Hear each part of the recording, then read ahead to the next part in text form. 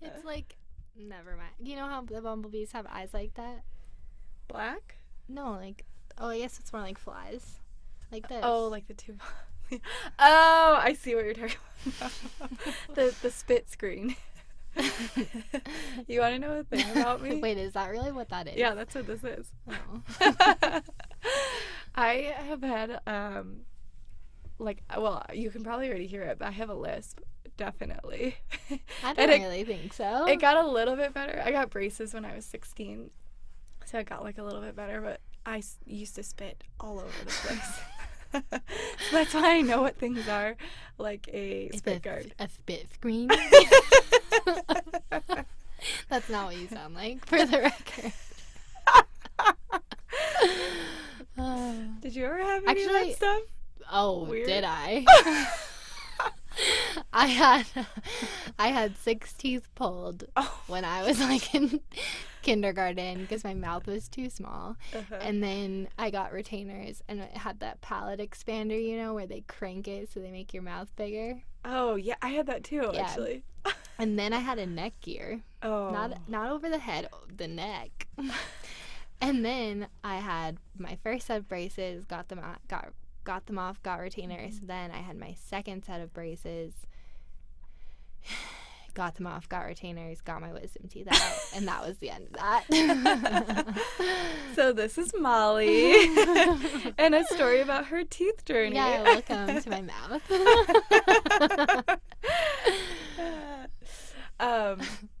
No, but yes, this is Mollie, actually. And her, she's a coworker of mine. And she moved here from Boston. Mm-hmm. And we both she's currently going through the new grad RN program. And we're going to talk a little bit today about her journey from the research field into nursing, and maybe get into some van stuff, because that's in there. All the van stuff. So tell me a little bit why you moved from California to Boston. I just couldn't stay in California anymore. Like, where I grew up was just Hicktown, USA. You wouldn't think that of California, but it was like,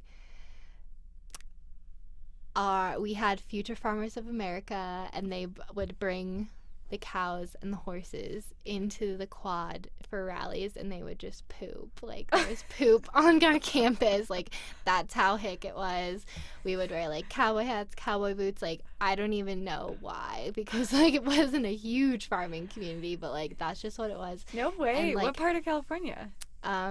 Near like Lake Tahoe, Sacramento area-ish. So like definitely more rural, but like people were very conservative, like anti-gay, anti-anything liberal, like pro-guns, and that's just not me at all.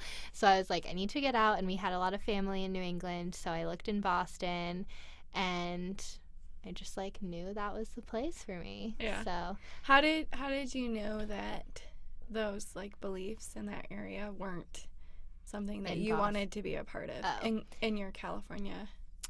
Well, years?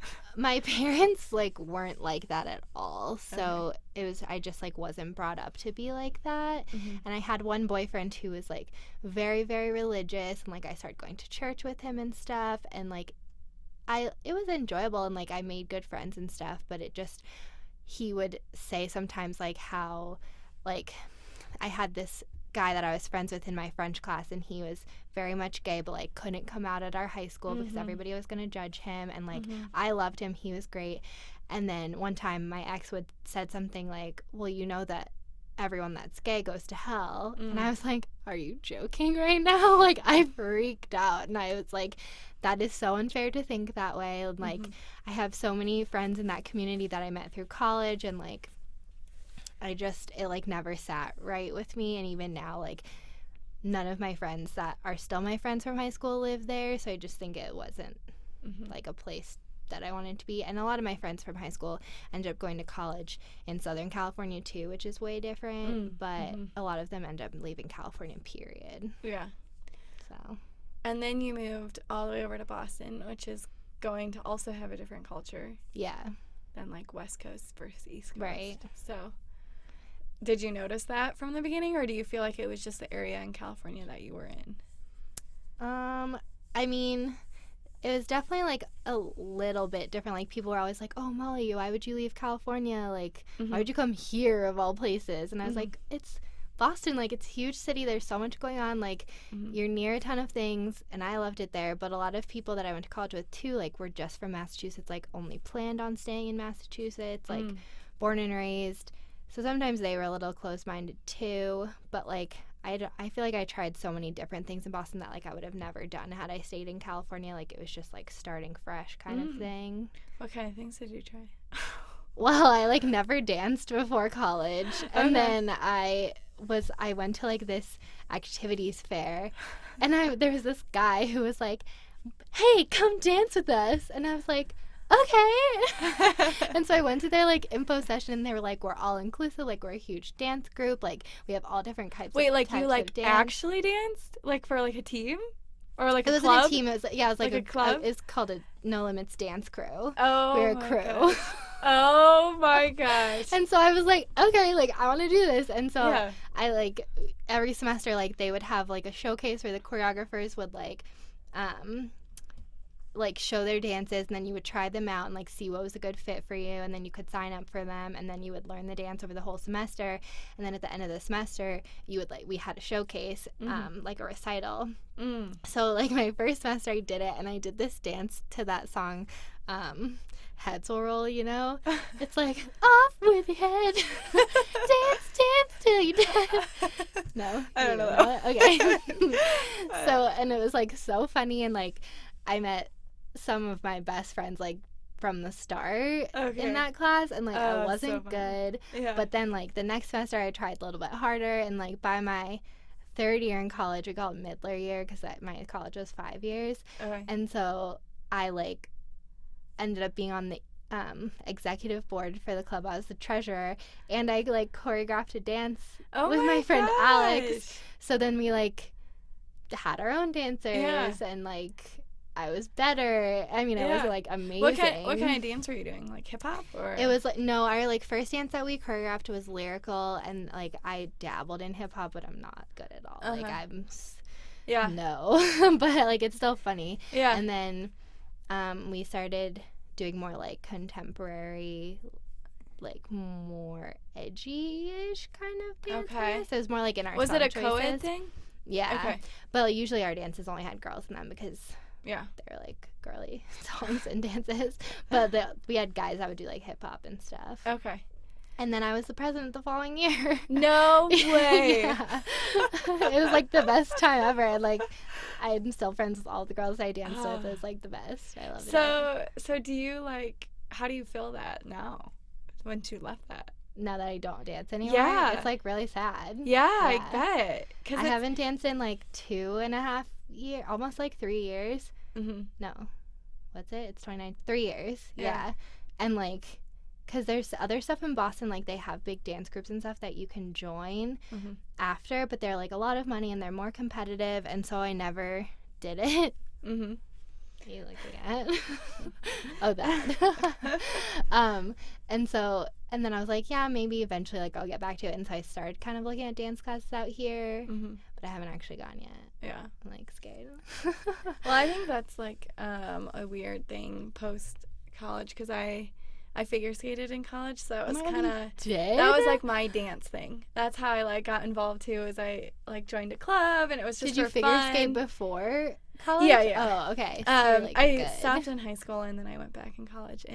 But we used to do, like, just, like, halftime shows for the hockey games, and we did compete too. We'd go to, like, different, but it was really just I feel like I have, like, two sides of, like, I like endurance athletics and things like that. Yeah. But there's also, like, I really like dance and, like, arts and, like, stuff like that. So I feel like it's really easy to fill that like, endurance athlete side of me, like, post-college, but now it's, like, hard to, like, I know, get, like, the artsy get that like, art stuff dancing in. side. Yeah. No.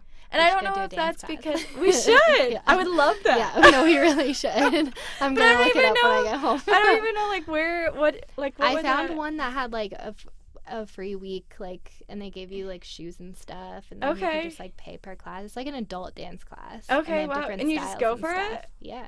Oh my god, that would be perfect. Because this is my whole thing too. It's like, what about the artsy stuff? Yeah. Is like, what about, like, deep down there's something really though that's like that I'm scared of, or that like is like preventing, it's like out of my comfort zone. No, same.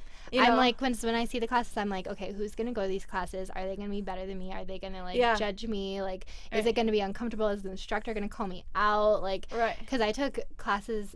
Am I gonna be horrible at it? Oh yeah, I'm like, am I gonna be so rusty? Like, I don't know. And then when I was in Boston, I took a couple of ballet classes at the Boston Ballet because my mom got them for me for like a Christmas present. Yeah. And those were like adult, and you could like level up and whatever. But like, I wasn't ever trained in ballet, so I always felt so awkward going, and like it really wasn't that fun. Okay. So I don't think I would take a ballet class again. Yeah. But like something more like just like flowy and like get it. Like I feel like you can dance it out literally. Yeah. Like, literally. Yeah. No, that's like one of the things I was honestly thinking about trying for our post-work stress. Yeah, like they like literally like use that as a joke. I feel like in a lot of situations, but like I feel like I really like I need to go home, put on a song, and make myself just move for like 3 minutes, and I think I'll be in a better headspace. Yeah. You know what I mean? Literally. Yeah. Yeah. So we just transitioned into a new children's hospital, and it's been like a huge challenge for me. I think that you might be having a different experience though with it. So yeah. So for me, I feel like it's challenging my skill set a ton, like in terms of managing different people, and then like managing my time differently, and then also just like basic skills, like I'm giving new meds, I'm drawing labs that I've never done,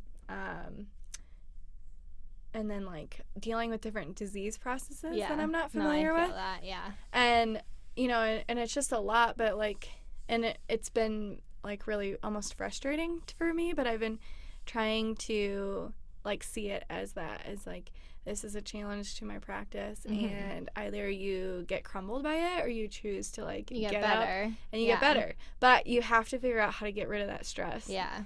So what do you think like has been challenging though? I feel like since when we got hired, we knew we were going to the new hospital, so like I never expected this job to be easy, like, at all. So, like, the transition is definitely rough, and, like, I feel the same way on all of those things. Like, definitely we have higher acuity kids, so, like, our skill sets in terms of, like, what are we treating? Like, they're sicker, and it's harder to get them better. So you have to work a lot harder, and, like, the labs is definitely difficult. But I like being challenged like that because I feel like I'm getting better with sticks, getting better with IVs and all of that. Right. And the time management piece, like, there's so much to do. Like, there's no time. Right. And like you have to learn how to manage it. And I never used to leave late on night shift. And I've been leaving consistently, like, 8:10, 8:15. Oh, wow. Yeah. I mean, that's not even that late, but it's also, like, I can't. Like, I need to leave, you know? And it's, like, I try to stay to, like, finish things up for other people. And, like, there is a point where I'm like, okay, I have to be done now. Yeah. But even today at breakfast, like, we were talking about just, like, you did everything you could, like, you tried your best, and there's a certain point where, like, it's 7 o'clock, 7:30, like, you're passing the kid off, and, like, you can't do anything anymore. Right. So, but, like, what is more draining to me as of late, like, the last 2 weeks, I just feel like everyone's being so negative, and, like, it's draining to go to work, not only to just do everything that you have to do on top of, like, people just being negative, and, like, you walk up to someone, and you're like, how was your day? And they're like, oh, it was really hard. Like, I'm not going to get out of here till 9:30. Like, I haven't charted a thing. Like, right. And it's like, it's nice to ask how someone's day is, but it's almost like I don't even want to at this point because we know that everyone's having bad days. Yeah. And well, and I think you're probably in an interesting position where you didn't ever get comfortable. It didn't get easy for you at the hospital. No. And I think actually that's why a lot of, like, our new grads are actually doing a lot better than a lot of us, because you guys never experienced what it's like to have, like, it be easier, almost to, like, I guess we've just been, like, climbing up this hill of, like, new grad, it's hard. Yeah. And, like, And I so don't think it's going to get easy for a while, regardless of, like, right. new hospital or So not. Right. So I'm kind of like, and you still have whatever. that fire because you just started and all that. Yeah. Yeah, I don't know. Right. I mean, I find myself struggling, too, sometimes with, like, kids who are having, like, more chronic things going on, and, like, you see how hard the parents are working, how knowledgeable they are. Like, you really, like, I feel more drawn towards those kids than the kids that are, like, just got their tonsils out and they're just, like, being whiny about taking Tylenol. Like, I have a hard time with that sometimes. Yeah. I feel like you kind of have, like, you like what you said. Like, I feel like you like the challenge and you like that growth mindset. Yeah. And that's actually funny that you say that out loud because I feel like I've kind of noticed that in you from the very beginning, though. Like, you've always been someone who, like, will be sitting at our little computers at 2 a.m.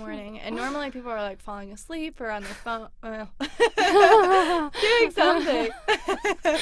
You're falling asleep next to me. Yeah. I'm like, blah, blah, blah, Hannah. And Molly's, I'm like double checking her formulas and asking, you know, like, about history, about the kid questions, and, like, you just have always, like, and I love that about you because, like, I feel like that's a part of your practice that you can lose if you get complacent with it. But if you see it as, like, you know, these are, like, real lives and these are, like, skill sets that, like, I can get better at and it can, like, make my profession as a nurse better. Yeah. And, like, it's always going to be a growing thing. And that's kind of where I'm trying to get back to, I guess. Yeah. I just feel like I'm, like, such a perfectionist and, like, I want to be, like, the best I can be. And, like, it gives me a lot of anxiety, like, if I leave work thinking that, like, I wasn't the best that I could be. And that's something I'm trying to work on, too, because it's, there's always something that's going to happen that's going to make me leave work being like, oh, I could have done this or, like, I could have done that. But that's the nature of our job. Like, not everything can go perfectly. No. So, yeah. How do you, like, what ways do you feel like you're working on that? I mean, it's not going super well. Sorry, that's a difficult question. I just feel like I really try to not think about work at all, like, when I'm not at work, which is probably why we've been going away every weekend and, like, then I can completely unplug. Because even if people ask me questions about work, like, it's not the same as if I'm hanging out with, like, you or, like, Ashley or somebody else who we can, like, end up talking about work for hours because it's just, like, what we know. And we're like, oh, yeah, blah, blah, blah, blah, blah. Right. And that can be really draining, too. Like, sometimes it's therapeutic, but other times it's just, like, so draining. Right, because you need to just not be attached. Yeah. And because, like, yesterday, I worked 3 shifts this week, and then we had New Grad yesterday. And it's, like, the whole way up and the whole way back, all we talk about is work. When we're at New Grad, all we talk about is work. Right. And then today at breakfast, like, we weren't talking about work, but then towards the end, like, we started talking about work. And I was like, I don't know if I can do this anymore. Like, you know. You need to unplug. Yeah. Well, I feel like for me, too, though, a lot of the stuff that I see in nursing is, like, other stuff that, like, parallels into my, like, outside life. So, like, I've been talking a lot about, you know, it's, like, having a growth mindset with it all and challenging myself. And then another huge part that I realized is, like, I don't like to disappoint people and I don't like to disappoint myself. So that's something, like, this is parts of our profession, though, that I love because, like, if I can like, work makes me point those things out. Right. And then it forces me to, like, come up with a plan so that I get better in those areas. Yeah. And that only makes, like, my outside life better. Right. Which is awesome because we're able to have an outside life. Yeah. Because our job is, like, allows us to do that. Right. Like 3 days a week. Right. Yeah. Even though, I mean, we're full time. Right. But it's just the way it's set up. So. Yeah. And you need, like extra day like half to a full day of recovery. But then you have, you know, another 3 days, like, to do whatever. Yeah. And even I was thinking just as I was walking in here to do this with you, like, that, because I was texting Ashley and I was like, I just love Dar. Like, she's the best. Yeah. For, like, her to put on that breakfast this morning and just, like, try to get us to be more positive. Yeah. I just think, and so many people showed up. Yeah. It's such a good, such a move in the right direction. Oh, good move. You know, good move in the right direction. Right. That's the one. Yeah. Right. But I was thinking about how that's, like, not just useful for work for me because it is affecting us outside of work. So that made me, like, take a break today and be like, I need to be more positive. Like, for myself and for everybody at work. And like a lot of other professions don't have a component that pushes you towards self-care. Oh, I yeah. feel like you just go to work, you get the job done, you come home, like it's just a job. You're right. Whereas like our job, there's no way it can be just a job. No, there's literally way. no way. Yeah. So do you feel like you've grown then then you moved to Boston? Yeah. And then do you feel like your skill set from like this chapter of your life is different from then?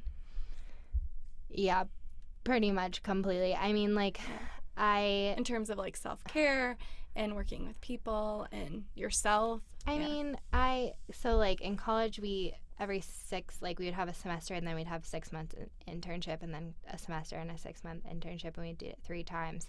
And so like I was always bouncing around like new jobs, new environments. So I feel like that kind of helps me like transition now into this job. Yeah. And like, but my jobs were never nearly like as busy, like on a daily basis, like so time sensitive, like you have to get this done by this time, and like so many tasky things. It was more just like, here's a project, like work on it for like this week and then we'll figure something else out. And like, but I was also a waitress, and that definitely helps me with nursing. It does. Like we are like servers half the time. We are patients, and like you have to be. You're like, hi, I'm Molly. Like I'll be your nurse tonight. Right. Hi, I'm Molly. I'm gonna be your waitress tonight. Like, and then you like bring them water, and like you like it's like totally like customer facing, patient facing. So like that's similar. And oddly enough, like I never talked about that in my interviews, but I feel like it totally correlates. Like, I feel like really a lot useful. of nurses feel like that. Yeah. Like there's a lot of girl. Yeah. So and then describe your job in Boston? Or jobs, so my job right before nursing school is at Boston Children's, and I worked in an ortho clinic, outpatient. So it was all like a bunch of orthopedic surgeons who were basically seeing their kids like either pre-op or post-op, or like following up with broken bones. And like it was a lot of kids with like scoliosis, or a lot of them had congenital anomalies too. So they'd have like webbed toes, webbed fingers, extra fingers, missing fingers. Like, yeah, it's pretty cool. And so I would consent them and enroll them in research studies, but a lot of them were just observational, so it wasn't anything like new and exciting. But my favorite part was like being able to go into the rooms and talk to them and enroll them and everything. So I was like, this is definitely, I can't keep sitting at a desk. Like I definitely need to be in the rooms with patients. So instead of waiting like the full year that I said I was going to, I was like, I'll be here for a year or two. Yeah. Oops. And so then I applied for nursing school, I think probably like a couple months into that job. But so I worked from like August to May, and then I started nursing school right away. Okay. So I really never had a break after college. Was there like something that you felt like you were missing in what you were doing, or like what made you feel like, whoops? Well, I already like knew I wanted to go to nursing school, but I thought I was maybe going to do more of a direct entry thing, like the master's, like you do like 12 months of nursing curriculum, and then they make you work as an RN, and then you go back for your master's to an NP, because I actually thought I wanted to be an NP, which I don't even think I want to go back to school anymore, so scratch that. But I just like, every time I was working in a research job, like I just didn't like sitting at a desk. I didn't like not talking to the patients. Like I always wished that I was in the room with the providers, like when they were doing stuff with the patients that I like couldn't participate in. And then just like things, there were like little things that happened throughout college, like in my personal life with my brother and like a couple other people that I like, that pushed me more towards patient care, that I like wanted to be more on the front line kind of thing. So and then my last job, that was the last straw pretty much, that I was like, okay, I need to make moves now and just do the nursing thing and move forward. See, and I think that's super interesting, because that's like where I kind of get to with this like job. Like I recognize that if a job is not going to make, you know, like you happy or like utilize your skills too, that's why I like bounce back and forth, like you can either grow from this experience or else you need to change it, but like there's no point in being like just complaining about it. Right. Basically. No, totally. Yeah. So I think that's cool that you've been mindful enough in the past to know, like, okay, this job was not for me, and you went after something new. Mm-hmm. But it sounds like you kind of always had that plan underlying. Yeah, and it you was were just kind of like a the waiting timing game. Yeah, okay. Yeah. Well, I figured out probably halfway through college, and then at that point it was too late to switch my major. Okay. So I was like looking at the options post grad that you can do, like to become a nurse. Got it. And originally I thought I was going to be a psych nurse. And then I was like, no. People still ask me, they're like, oh, your first major is psychology. Do you want to be a psych nurse? Yeah. And I was like, no, I mean, I use it enough. Like, right. We use it all the time. We do so much with kids with psychology and parents. And, like, we get SI kids all the time, like, kids that are dealing with whatever. So, I use it enough. And I took all my prerequisites in college, so, like, I didn't have to spend extra money. Like, it all worked out the way it needed to work out. Yeah. Well, and I think it's probably, I always like to think that you may not have, so there's, like, that phrase, right? Everything happens for a reason. And I don't necessarily believe in that, but I do believe that you can find a reason for everything. I like that. Right? Yeah. So, like, even though the psych stuff may have been a wind-about route, right? Like, it's definitely, it helps you every single day. I'm, like, certain of that. So, that's cool.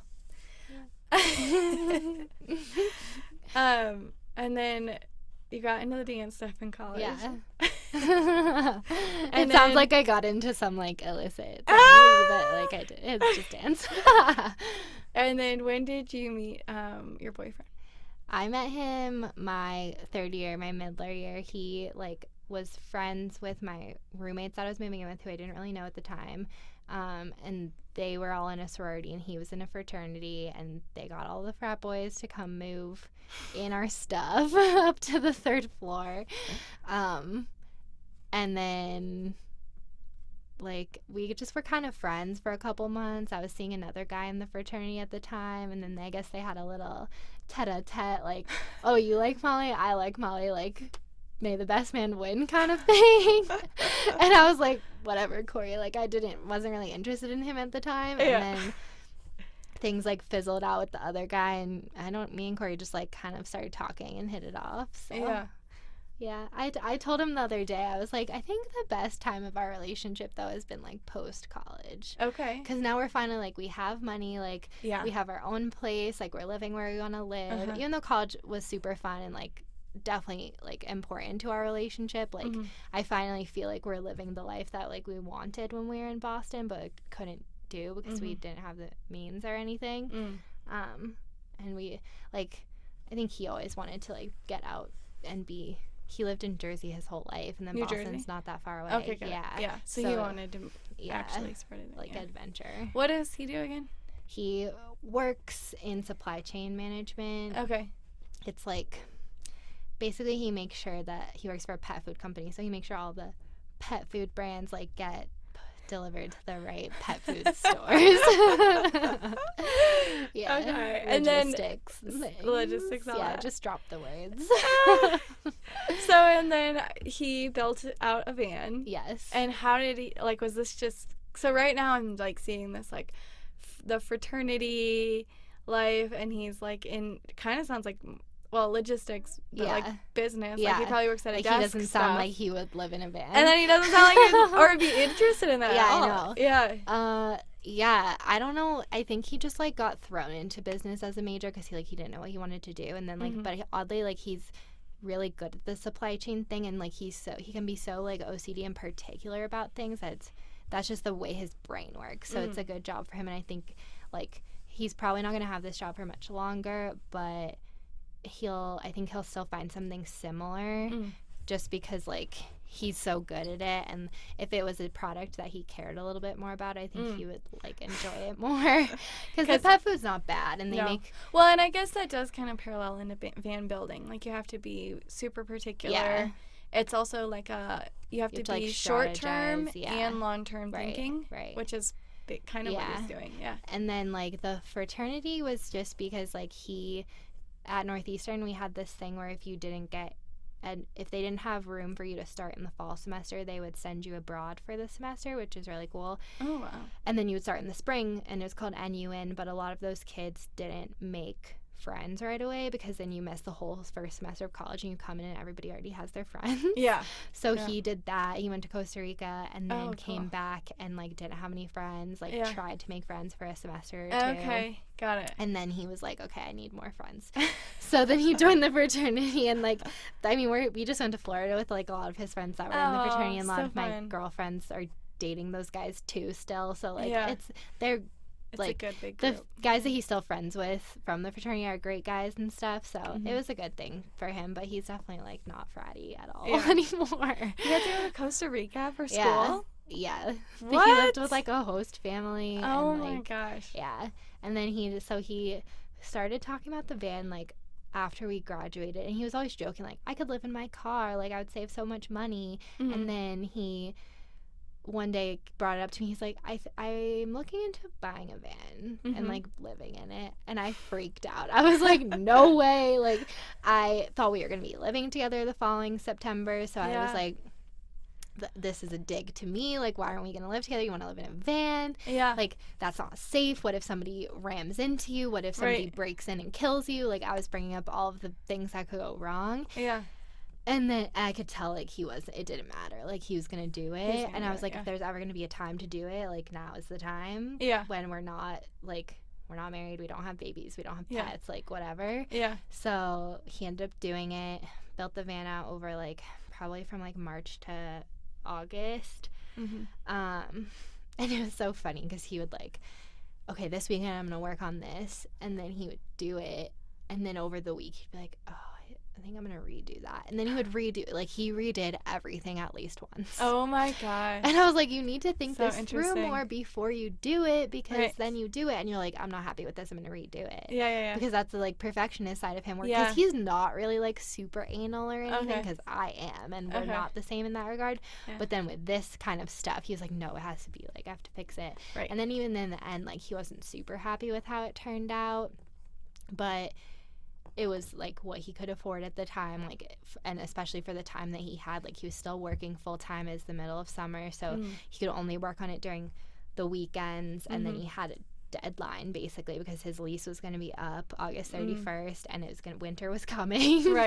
So like it had to be done, and he finished it, and then he lived in it from September to like August, but like also coming to my house like at least once or twice a week. And then from September to October he like pretty much lived in it primarily, and then decided for winter he needed an apartment, so for a couple months he was in an apartment, left, came out here.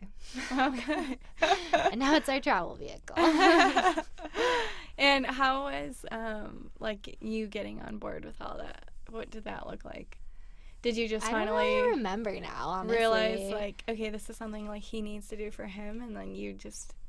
Yeah, I think I just, like, he really had to, like, reiterate to me time and time again that it wasn't, like, personal, because I think that's the biggest problem I had with it. I was just like, I really thought we were gonna live together, and then he was like, JK, I'm gonna live in a van. Right. So I was like, is it me? Like, is it really me? He's like, no, like, I want to live in a van. Like, I want to build, it's a project. Like, it wasn't just like the living in a van. It was taking learning how to do all that stuff. Right. And like he wasn't super handy before by any means, like, but he's always been the type of person to like want to try to learn something. If there's something he hasn't done, he won't not do it just because he doesn't know how. He'll just figure out a way to teach himself. Which is how you are.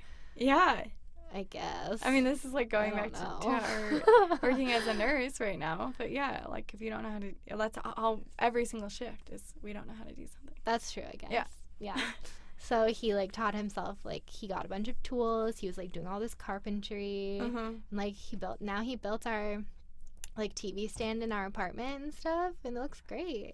I'm like, I'm so happy that you're that you went through this like handyman that I can like use now for the rest of my life. So my dad's like super handy, and I was like, shoot, I'm gonna need to like be with a guy long term who's also handy, because that's things I grew up with that. Things break, and like my dad could fix anything, like my car, like whatever. So, Dad. Yeah. That's cool. So do you feel like it sounds though almost like he likes more like the engineering side of it all, Did it draw into your, like, for me, all the research I've done on van stuff is a lot more like it's like gets you into minimalism a lot. Oh yeah. It gets you into travel a lot. It like forces you also to look at like where your finances are going. Do you feel like it's spread into your relationship that way, or not so much because you're still a nurse and like you guys have an apartment and all that stuff? No, I think we're definitely minimalist. Like our apartment's pretty small. Before he was working on the van, like, or maybe he had already started, we watched the Minimalist documentary. We watched it like twice, and we purged after, like, trash bags full of things, and he doesn't even have that much stuff. But we were able to get rid of so much, and like he still doesn't have a lot of stuff, and like we're able to fit our whole lives in our like small apartment. I mean, it's not like teeny tiny, but so, and I feel like we definitely like don't buy in excess. Like neither of us buy a lot of clothes. Like we don't really buy things just to buy them or anything, and we're both very frugal. Was that like a different culture coming from Boston? Like your relationship there? No, we've always been like You've that. always been like that. Yeah. That's I've always been like very like penny pinching with my money, especially like since I had to like put myself through nursing school. Like, and I've always been big on the budgeting, and he has a lot of loans, and I have a decent amount, but he had way more when he graduated college because he just got screwed. But so we're like very particular about our spending, and like we never eat out, and I really don't mind. Like I like our lifestyle like that. I'd rather like have the money, pay off our loans, save it for later. We always joke about how our retirement is gonna be one of those Mercedes Sprinters, like those really nice vans that are already built out. Because we always see old people. We always see people on the road like driving around. I'm like, that's the dream. You know, when we're in our 70s, like we'll just travel around town. Oh, that's cool. And how do you feel like it's impacted your travel life? We definitely travel so much. Like I always like wonder what I'd be doing like if I wasn't with Corey, and like if we didn't have the van. Like I feel like I'd probably go on a good amount of trips with friends, but it probably wouldn't be so much of like road trips or like local trips. It'd probably be flying more places. Which is like weird to think about, because like that's all we do now is like drive places and camp, or like the national parks that we've been going to, and all of that. So I mean, eventually we'll probably like slow down with it. I don't know. That's an interesting actually part about the van. I think like because my experience with it too was you can go so much locally, almost, well, locally in a sense, but you can park anywhere, and you can like drive anywhere relative, you know, like to where you're at. So like that's actually how I got into it all. I was like, oh my God, this is such a great way to see places but still be warm and be like comfortable a little bit. And well, it's nice that like after a long day, cheap. Like you just like, you're like, oh, I can't wait to go back to the van, which like some people are probably like, that's wild. But like when we've done like a long day of activities or whatever, and like we know that like we just can we're just a short walk back to the van, like it's cozy, we have the heater, we have the fan, like hot or cold, like we have lights in there, we can cook, we have privacy, like whereas with some other place, like if you're on Airbnb, you don't always have, or like, and we're not going to pay for a hotel. Like I don't know the last time I stayed in a hotel. It's like weird to be in them. No, literally. Which we sound crazy probably to some people, but oh, I know. But it's like once you start doing like this form of travel, it like nothing else really makes sense. But people out here are definitely like way more, oh cool, like you did a van, like you you've got a van. It's like, and they've heard of it. In Boston it was like, what do you do in the winter, or like what do you do in the summer, and how do you pee, exactly how do you pee, how do you poop, like, and out here it's just like the lifestyle of like adventure is way more significant, so I don't feel like people are as taken aback by it. Oh, definitely not. Do you feel like that? I always think that's really cool when people can get past that stuff, because that actually happened to me. Here. I got so much pushback. Really? And to the point where, like, because I was a female doing it. And I didn't have, like, a boyfriend to, like, do it with me. So, like, for me, almost, when I, like, reflect back on that time, it wasn't, like, I loved the engineering of it all and, like, just figuring out my day-to-day. Like, I like that puzzle stuff. What was hard for me was explaining myself to other people. Right, which, like, sucks because it's none of their business and, like, it's your life. But, I mean, like, but it's they're also just curious and it doesn't make sense to them. Yeah. But did you feel like that was, like, less difficult for you because you had a partner in Boston doing it with you, or was it? Well, it's usually more just, like, people saw it as, like, Corey's thing. Okay, got it. Because now it's much more like we travel together in it and we use it equally. Yeah. Whereas in Boston, he was the one that was living in it, and, like, I had my own apartment. So people would, like, ask me, like, oh, how's Corey's van life going? Okay, got it. Like, I never really felt, like, insulted or anything. Like, we had to explain ourselves because I was kind of just like, whatever, if you know, if you think it's weird, like, but a lot of people did still think it was cool. It's just they didn't understand. And people will still say to me, like, but where does he go to the bathroom? And I'm like, he figures it out. Where do I go to the bathroom? Where do you go to the bathroom on road trips? That's your answer. Right? Yeah, you find a bathroom. You go to a gas station. You go to Target. Yeah. You go to the library. You've never seen a guy go pee in the woods? Yeah. Right. Yeah, that's cool. And then do you feel like you guys will ever, like, go international at all with your travels? Or we, like, do you feel like you like that local stuff that the van offers? Well, so, like, the van, like, might be potentially coming to an end shortly. Okay. We haven't decided fully yet because in the winter, like, we want to go up skiing and stuff. Yeah. And, like, my car doesn't have four-wheel drive and neither does the van. Okay. And so we already have our passes. Like, we have to figure out a way to get up to the mountains when it starts to get a little treacherous. Yeah. So we're talking about maybe getting, like, a Subaru or a 4Runner or something and, like, kind of mini building that out to still be sleepable. Right. And, like, I don't know if we would have a heater, but we might be able to put a fan in still and bring the camper stove at least. So, like, we'd still have some of the amenities and then get rid of the van and, like, eventually down the line, like, we would do a nicer van.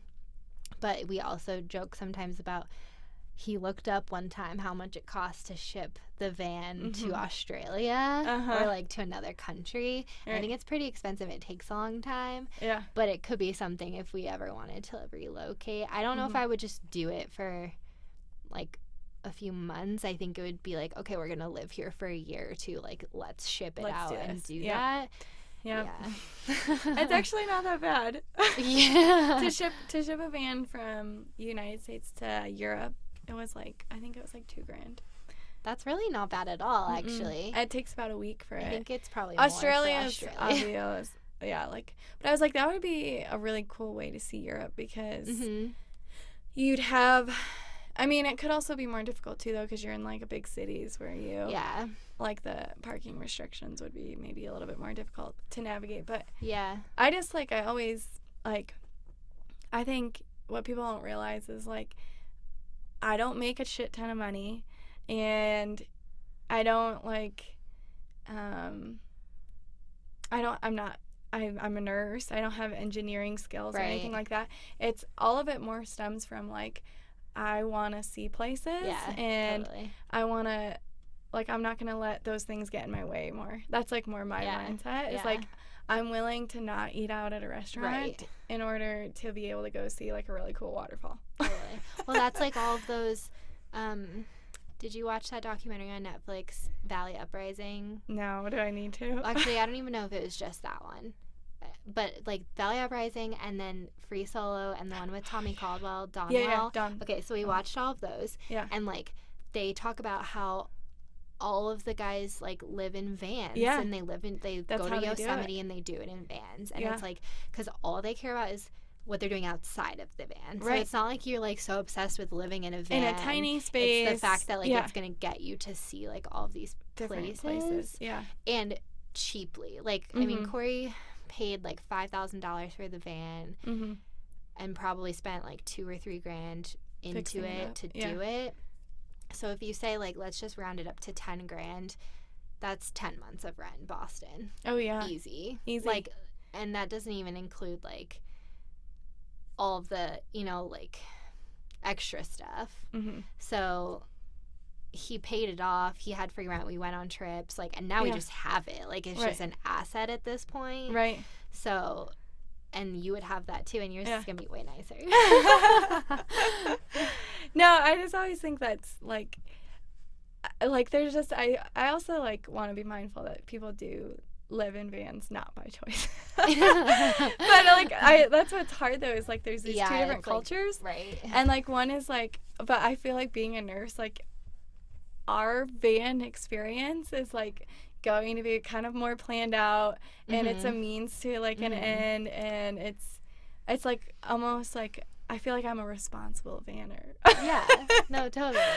So, because it's just who's an irresponsible vanner? Well, like you can be like, I don't know, like really, really, really dirtbaggy, and like, you know, just like make it off of like rice and like drugs and things like that. Yeah. You know what I mean? Yeah. Like, and that could be your experience too. Like, it's just, I think it's in any part of the world though, I guess taking this a little bit bigger, like it's finding your niche within a niche, which is hard. And that could even be for like, I mean, that's everything. That's like in the dance community, that's in work, there's different type of nurses. Relationships, that's like in your different relationships. So I think that's like one of the things that draws you to it. Well, it's like, that, and it's like that's like been my experience of like being in my 20s. It's like finding your little spot. Yeah. No, I feel that. You know what I mean? Yeah. That's why I think it's so cool that you came all the way, like you've seen both sides of our country. You've lived in both. And like I think that's why travel is also so interesting to me, is because it opens up so many different lifestyles and ways to do things. Yeah. Whereas if you don't travel and you don't see those different things, you wouldn't know that you're even in a niche right now. Which, like, we are in a niche being in this podcast. You know? We are literally inside of a niche. That's what this is called. This gray foam box. Also, I don't ever want to say the word niche again. I feel like I said it 20 times. People are going to listen and be like, this girl said niche 20 times. Unfollow. Unfollow my 10 subscribers. We can't lose those 9 out of 10. Right. So what other, do you have any other, like, hobby things you're looking forward to in the future? Well, we might be getting a dog soon. Oh. So that'll be, like, very time consuming. Yeah. But I'm looking forward to skiing a lot in the winter. And I think like one at a time. I think like I need to tackle the dance thing. We should do that. And then I'll find something else. Yeah. I need to get back to my knitting. You feel like your focus is still a lot on work though, probably right now. Being a nurse. Yeah.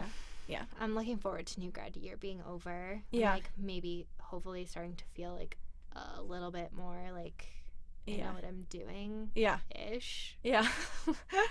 I don't know if that will come. Yeah, no, it will, yes. When did you feel like it came? I would say like really recently, honestly. Like I think it took me a good year and a half. And that's why I think that's reasonable though. Oh, I can wait that long. It's been 9 months, like I can wait that long. And then I think you start to move into like your bigger, cuz so I might have been weird though. Like I never cried when I first started nursing. Like, and maybe that was what you were talking about earlier. Like, I knew it was going to be hard. Yeah. Nursing school was hard, so I was, like, ready for that. But, like, now it's become something where, like, I'm really having to dig into, like, and that's, like, all parts of my life. Like, what do I want my life to look like? Right. And, like, because you can. That's a big part of your 20s. You can choose whatever you want. Right. Yeah. Yeah. Like, you don't have to stay at this, and that's why I always, like, now I'm at the point where I feel like, is this the best area of nursing for me? Because there's so many options. Right, I know. So. I think it's the best, like, for now, like, for a few years or for whatever feels, like, enough for you to build your skills in, like, med-surg. Because I was thinking about it today, like, I would also like to eventually, like, be on this unit long enough that, like, I can be more of a leader and, like, eventually be a charge nurse, like, and that's far down the line, but, like, be in a position where I've done so much on this unit that if I want to move to a different specialty, they'll be like, you're experienced enough to just have this job and, like, have whatever role on this unit that you're, like, interested in. Like, I don't want to just spend, you know, a year or two on the unit and then be like, okay, I'm, like, ready to, like, I don't know. Yeah, that's a good point. Like, it's a good foundation. Yeah. Like, if you can make your way through all the roles in a unit, then you can definitely move to another one. Right. Yeah. Yeah. Because I think eventually I really want to be in HEMONC. Yeah. But I also, like, I don't think I would want to be here in clinic. Like, I think I want to be inpatient HEMONC, which would require us moving. Right. So, or unless the hospital gets huge in the next 5 years. Which it could. And it totally could. But, like, especially when I'm taking care of the more, like, chronic kids that have weird, random diagnoses who have been through so much. And I'm, like, I love the knowledgeable parents. I love that it's not, like, being in the hospital isn't, like, always some big traumatic thing for them. And I just feel like you have more of an opportunity to, like, they're there for longer, you build more of a relationship. Like, I like that about it. And it's a lot more multidisciplinary. Like, there's a lot more aspects of your life that you're managing than, like, just pain and IV fluids. You know what I mean? Totally. Yeah. Because I did my practicum on a HEMONC floor, and I, like, loved it. I thought that's what I was going to do right after graduation. But, like, it worked out. Yeah. Yeah. Aww. And that's how we met each other. Wait, did your sis get hired? Yeah. Uh-huh. So she started? She'll be your baby. Yeah, she starts August. Like, she left today? Oh, my God. Friday. Hi, Haley. Haley, what up? We're going to be friends. She was on the pod. She was my last podcast. Oh, my God. That's so exciting. I'm really excited for her. Congrats to her because only 3 got hired, so. Yeah, she's going to do great. And I'm hoping that we'll have had enough conversations like this that when she starts, things will start turning. And when do they start, like mid-August? Yeah, so. But, all right. Well, thank you so much for being on the pod. Thank you so much for having me. In the niche.